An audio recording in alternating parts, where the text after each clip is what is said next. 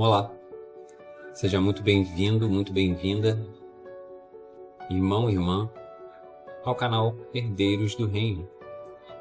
Meu nome é Igor e o assunto deste vídeo é a leitura das Escrituras. Vamos conversar sobre esse assunto porque ele é muito importante. Existe no meio da cristandade, especialmente dos protestantes, um valor, eu diria até que louvável, a respeito de se ler a Bíblia como um todo. Ótimo. É importante ler a Bíblia como um todo? Sim, é importante. Só que eu diria que mais importante do que você ler a Bíblia todos os anos é você entender que as cartas de Paulo são a mensagem do Criador para a igreja. E a consciência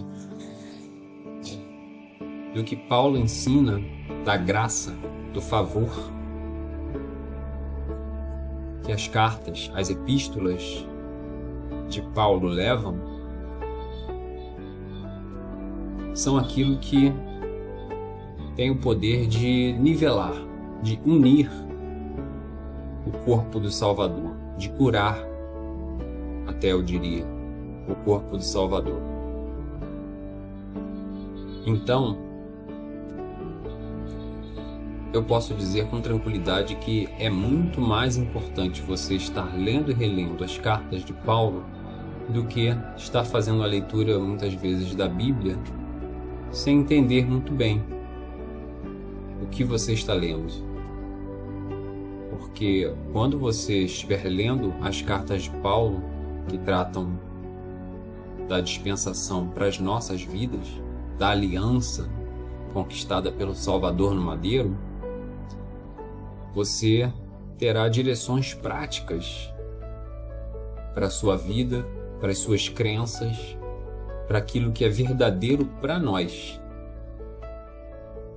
E assim, como ele mesmo escreveu, não ser levado por qualquer vento de doutrina.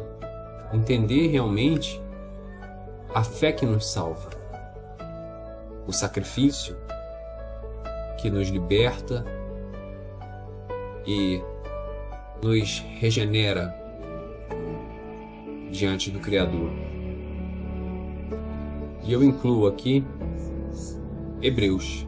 Ainda que seja um pouco mais complexa, a carta aos Hebreus, ela vai trazer também um nivelamento daquilo que é doutrinariamente correto, a respeito de quem é o pai, de quem é o filho, de tudo que aconteceu, de todo o contexto no qual o Salvador nasceu, cresceu,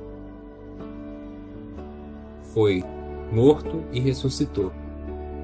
Isso tem muita importância. Então, um dos maiores perigos para quem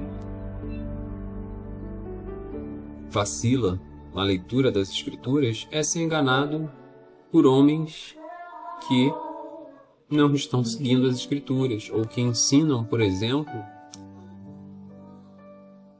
práticas ou crenças da lei. Ainda que na primeira carta a Timóteo, o apóstolo Paulo tenha falado claramente como se faz o uso correto da lei, que é mostrar para as pessoas o que é pecado e para que tipo de pessoa, para pecadores. Ele explica lá, ele faz uma lista,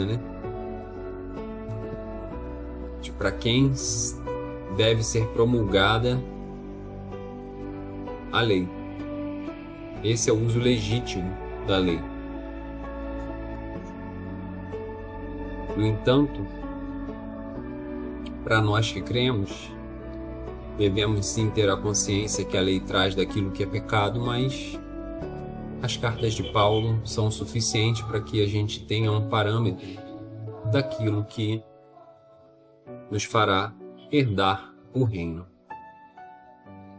Isso não quer dizer que você não possa ler o Antigo Testamento, não é isso. Mas a prioridade não deve estar em ler a Bíblia toda e depois dizer, poxa, já é a 10ª vez que eu leio a Bíblia, que eu leio todo ano. Ótimo.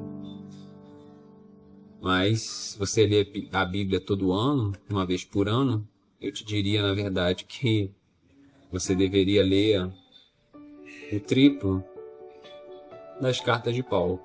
Simplesmente porque elas vão ser muito mais vitais, muito mais reais para você e para a tua fé do que as questões do Antigo Testamento.